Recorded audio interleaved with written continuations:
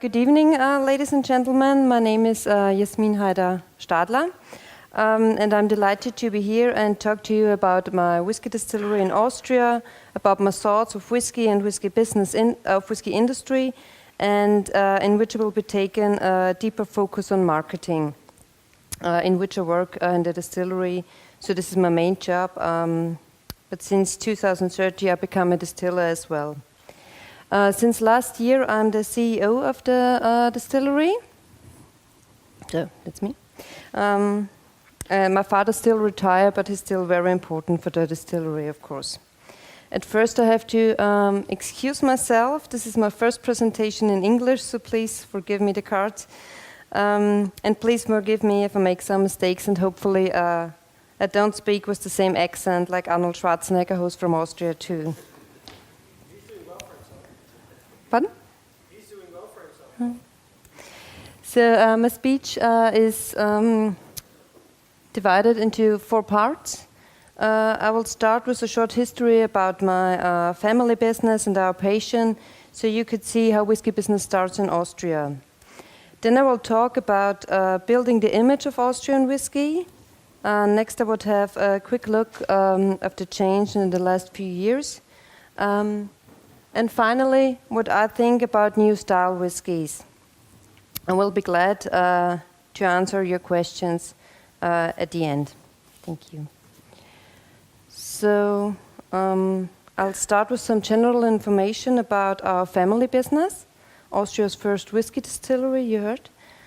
In 1990, my father, Johann Haider, took over the farm from his parents in the same way it has been over generations before.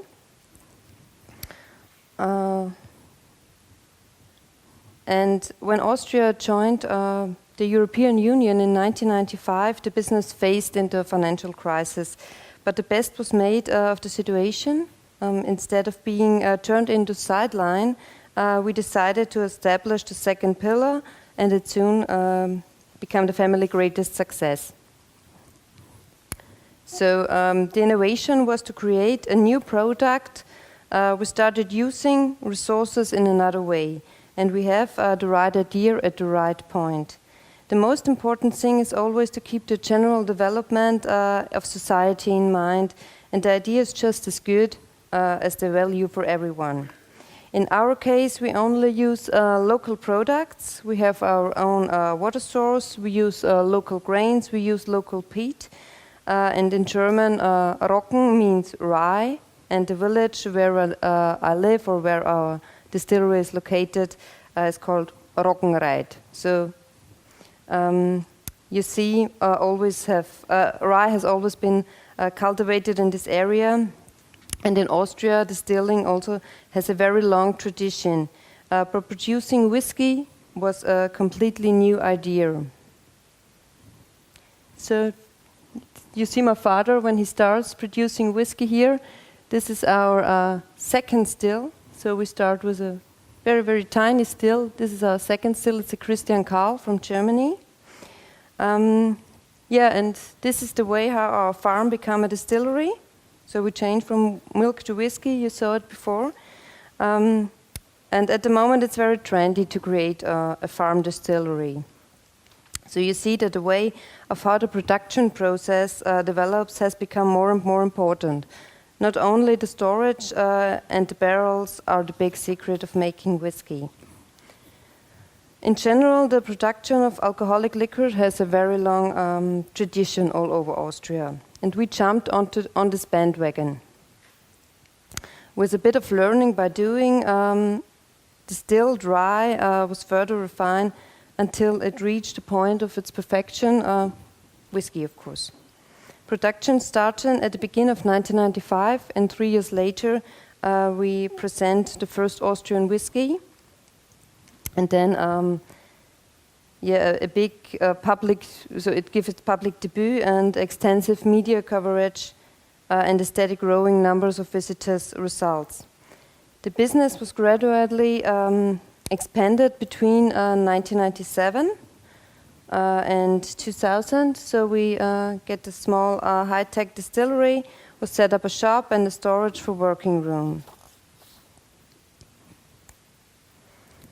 In the years 2004 and 2005, we create the world, the whiskey world. We increase our production, set on 3 levels with a high capacity spirit still, and we create experience for our visitors. They see the malt mill and malt storage. We explain them the production, show them our video from the field of grain to the whiskey tumbler at our cinema, and we show them our barrel store. They can smell, touch, and taste the malt, watch our distilling process, and taste some samples. And of course, we have a shop, I told you. 2007 saw the addition of a warehouse for machines and equipments too. In 2008, we created the Fire Water Garden, a 7,000 square meter theme garden with a fire water plate, with a fire pit, water elements, and the Celtic tree of circle life, symbolic for fire, water, air, and earth, the 4 elements of whiskey, you know. In addition, we also have a playground for public. In 2009, we finished our new warehouse. It's like a racking style. You see, we use a little bit the same way. Where's Roger? You use. Yeah. And we finish our grain silos. And the new whiskey store has room for 500,000 liters of whiskey and will be used for the storage for the production of the next few years. At the moment, we have around 150,000 liters of whiskey in our storage. The latest expansion was in 2012, when we become our very own water supply facility and a landing place for a helicopter. Our forest spring provides the distillery with a very soft and healthy water. It's not only used for the company's drinking water supply, but also for whiskey production and dilution. And this all was necessary because of the large quantity of visitors we welcome in our whiskey world. In 2012, it was almost 80,000 visitors in Rockenreit. In the meantime, it has settled on about 65 to 70,000 visitors a year. For us, it was the best way to produce. So you see it here, some visitors. They are happy. Yeah, they have some whiskey. Of course, they are happy.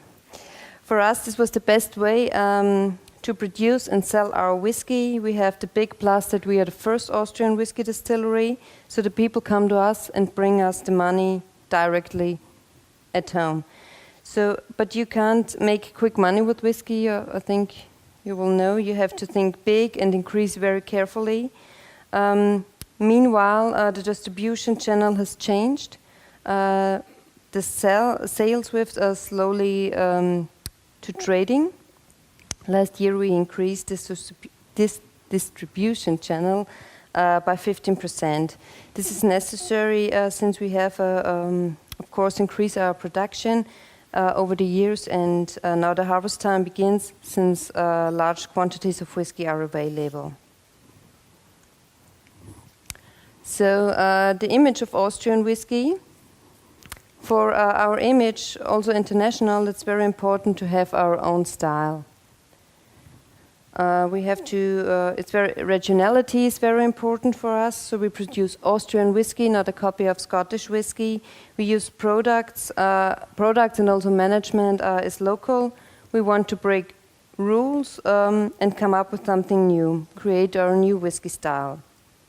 And also for marketing, regionalities was very important because it starts local with mass propaganda in the neighborhood.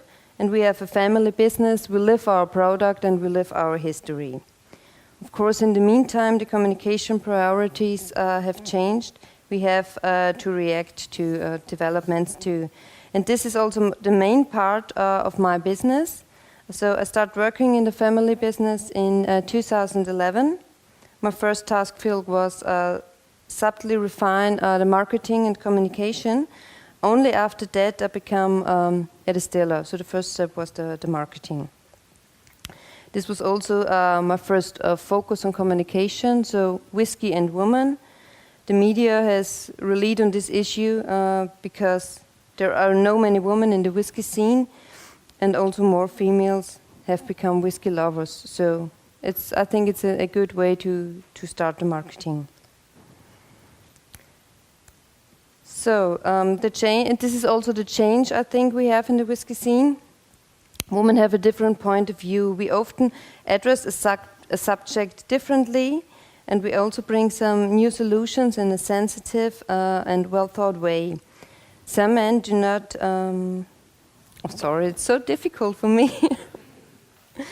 Some men do not make take women in the whiskey scene business seriously, and see them rather as a nice accessoire, beautiful or surface finishes. This man, however, should be careful not to miss a significant development in the whiskey business I've seen, and also, of course, among the customers. We do not want to see a nicely dressed man presenting a whiskey. We want to see women who appreciate a good whiskey. So I think this is very important. So you see it here, customers are more mind open, I think so. You have the new style whiskey, and when we start producing whiskey several years ago, the situation was different like today. I also noticed this in the first step in business. When I exhibited at a show, when I start working in the distillery, the initial reaction were partly skeptical. So I've heard sentences like, whiskey must be at least 12 years old, or whiskey have to come from Scotland. And when I exhibit now at the trade fair, not only are significantly more exhibitors presenting this new style whiskies, but also customers are much more mind-open, younger, and also female. So we have won a small battle against all cliches, I think. Let me now explain what I mean when I said new style whiskies. I think boundaries are crushed. Storage in the barrel is not longer the ultimate. Don't misunderstand me, please. The storage in the barrel is, of course, essential for the taste. But what I mean is that distillation, the raw materials and their origin play an important role for the communication channel. The whole thing is also evident in the non-aged whiskey discussion, I think. Let me exactly explain what I mean by our whiskey. So, this is our label, so the name of our whiskey is Waldviertler Whiskey. J means Johann Haider or Jasmin Haider. So, pardon? That was useful. Didn't have to change the name. So, we have 5 different types produced of Waldviertler Whiskey J. So I told you, for us it was very important to create our own style and not to copy something else, own character. And so we produce our first whiskey, original rye whiskey. It's 60% unmalted rye and 40% barley malt. It's a kind of classic rye. It's the most selling whiskey in our distillery. Very harmonious blend of these 2 grains. And I have this whiskey I also have with me, so you can try after the speech or in the evening, I don't know, when the tasting. Okay. Then we have 2 whiskeys made of 100% rye malt, a rye malt and a dark rye malt. So it's 100% light or dark roasted rye malt. You have a flavor from honey to nougat, chocolate. And the 3 whiskies are made 70% of our whiskey production. So you see that we are specialized on rye whiskey, like the name of our village will tell you. Then also we have also 2 single malt whiskies, also light roasted and dark roasted, the barley malt. And all of them are 41% of alcohol. So this is our main strength. In addition, we offer selection bottlings. So they have 46% of alcohol. So all of them you can also get in the selection bottlings. And most of them have been kept for a longer time. So the selection bottlings are kept for a longer time in the casks. Normally, we use Austrian oak, so the local oak. We start with new barrels and kept the whiskey first time 3 to 4 years, second time 5 to 6 years, and third time 8 to 12 years. And we have the different. At first, we kept the whiskey with 55% of alcohol in the barrel. Second time with 60% of alcohol, and third time with 65% of alcohol. And in our storage is also sometimes the whiskey is getting stronger in the barrels. So we have a cask strength, of course, we offer too. It's 70% of alcohol. And we also offer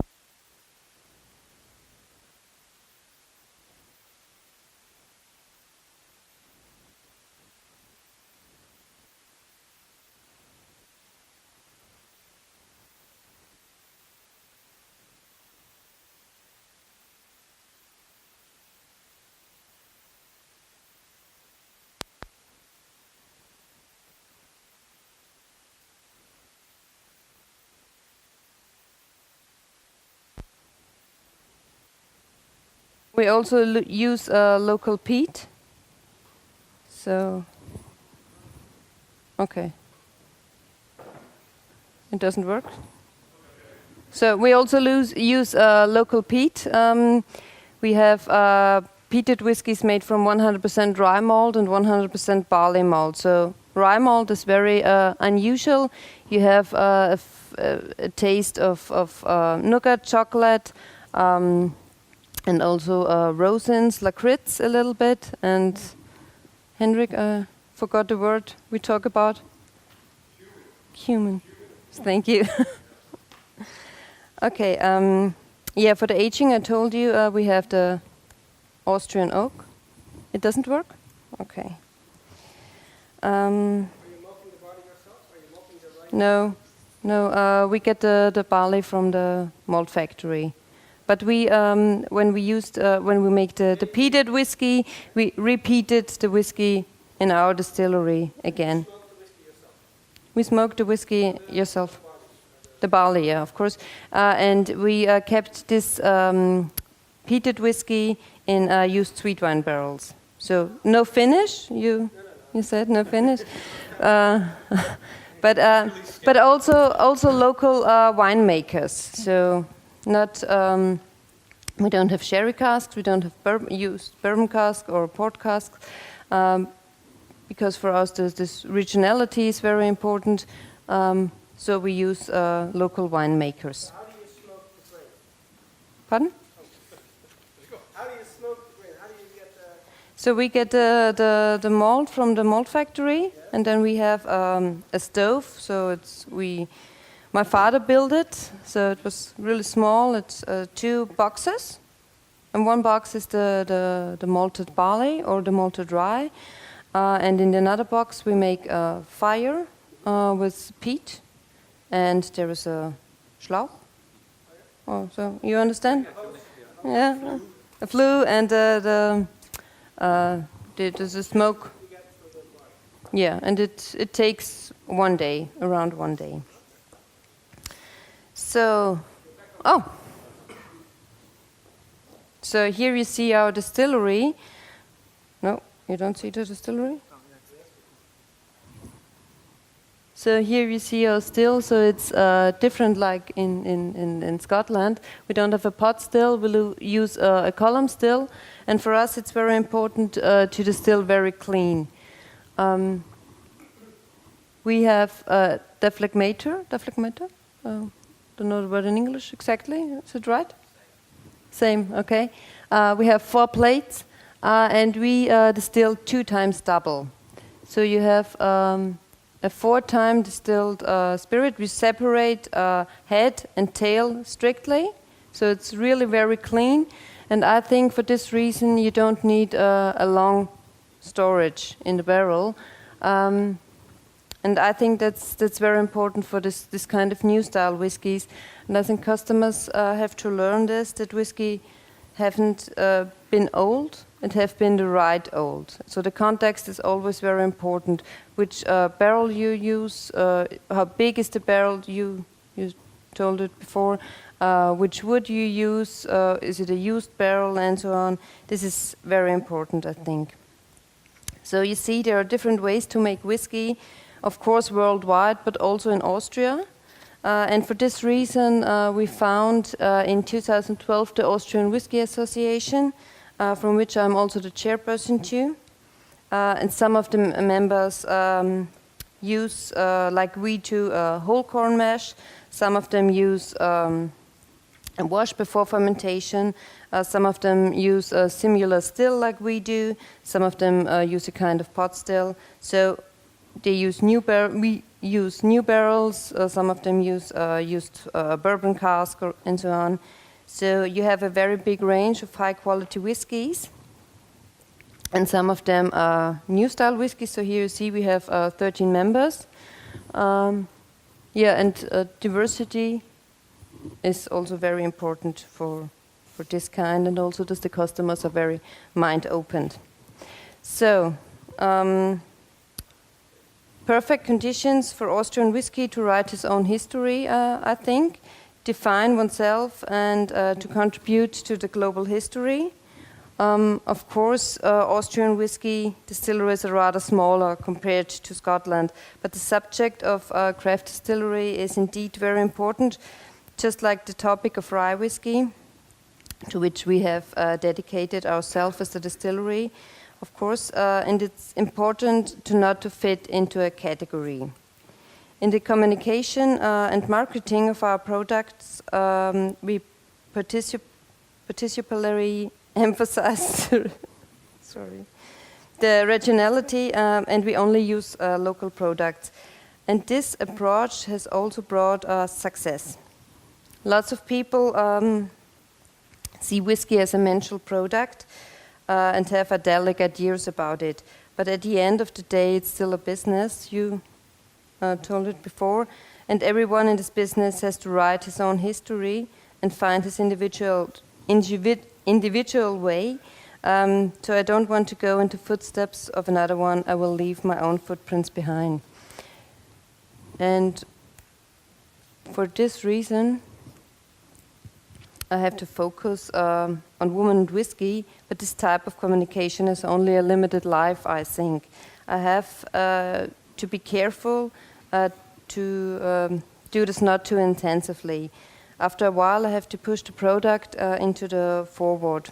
At this point, I'm back at the moment, and also many distilleries that are now pushing the female master blenders forward may not miss this point, I think. In global business, Austrian whiskey is not a big fish. Main market, of course, is Austria, but the knowledge we have in Austria is big, I think, and I think this is the right way to start a new chapter in whiskey history. Thank you. Thank you. Thank you. Fantastic. I can barely speak English, so to be able to do that presentation like that is absolutely fantastic. Thank you so much. I think loads of questions coming out of this, and Matt is waving at me frantically from the back. So I'm shout. Yeah, you're a big guy. Can I just say, I think it's more important what I say and not how I say it. So hopefully you excuse me. So you said something which I love, which is you don't want to make a copy of. You don't want to make a copy of Scottish whiskey. You want to make your own style of whiskey. Something we say all the time. But we're Americans, and You say it louder. Americans are a complicated bunch, but it's something that we're, one of our in many ways, but one of our fundamental principles as a country is that we're in a new world and we're rebelled against the old. And so a lot of the American single malt distilleries believe in that philosophy of making something that is unique and their own. Mm-hmm. And one of the things I think is interesting, listening to not just you, but everybody else here in what I would call the old world, forgive me if that's offensive, but there seem to be different shades of rejection of the norm. Why is it that you, and maybe you can get answers from other people here who are also in Europe or in Japan, why is it that you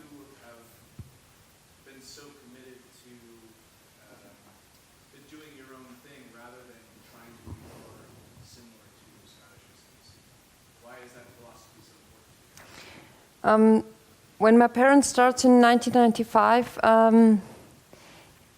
so my parents have a farm, and they want to earn money to have money for the family. And when they have to earn money with a new idea. My father saw on TV some story about a family in Italy who makes grappa. And grappa is a product of wine industry. So, of course, could you help me to translate? What do you want to say? Would good. So mein Vater hat immer einen Beitrag gesehen, so he will translate for me, so maybe über Grappa und hat ein Abfallprodukt aus Weinwirtschaft und er hat sich gedacht, wenn das aus der Abfallindustrie unter Anführungszeichen aus der Weinindustrie funktioniert, dann geht es auch mit dem guten Brotgetreide. Das man, so he speaks German and English, so that's the reason Not why as much I German asked as for help. English. I think what she's saying is that her father saw a program on television about grappa, and they were distilling this wonderful product from what basically was a waste product of the wine industry. And then he thought, if you can do a nice distilled product from what is basically the waste of the wine industry, we can do a lovely product with a good product. The good grain we use just for bread, and he wanted to do something new. And for us, it was for him it was very important don't to copy. He wanted to do something new. He wanted to use the products he have and bring something completely new. And it was completely new to make some whiskey in Austria. So that's the reason why he started. And for him, it's almost so much important not to copy anyone or someone, and find his own way. Why it is important? Yeah, why is it important to you? For me? Yeah. Do you want Because then you have your own way. There are lots of good Scottish whiskey. I don't want to copy Scottish whiskey because I have Austrian whiskey, so that's the reason why I use Austrian products. And for me, it's important. It's because it's similar. It's.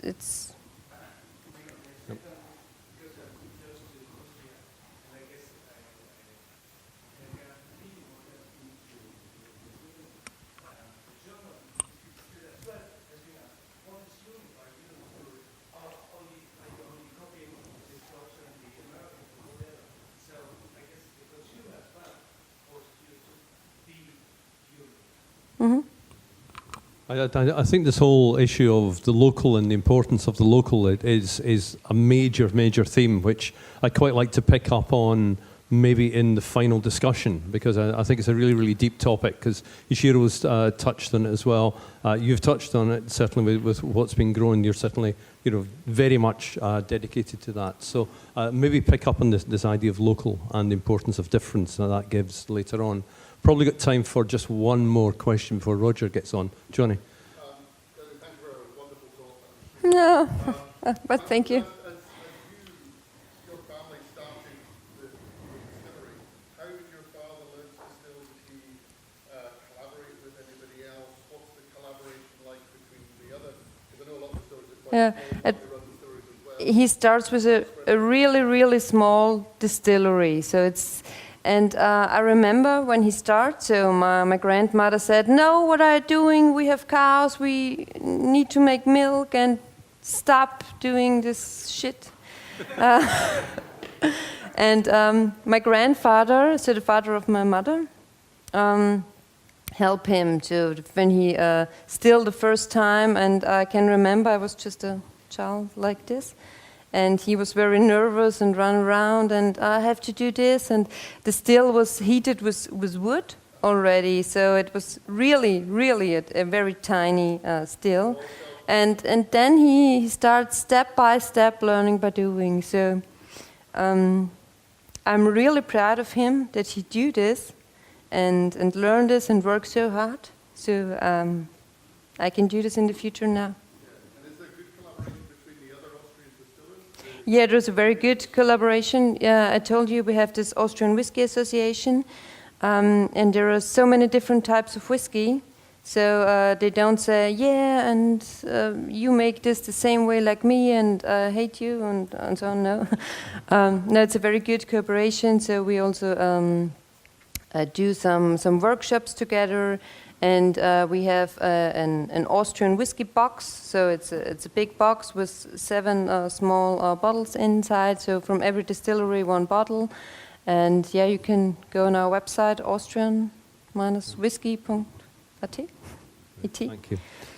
Very, very quickly, yeah. Just want to follow it up on that. You said about your father started with a very small still, wood burning, and now you've got 2 stills which are doing double distillation.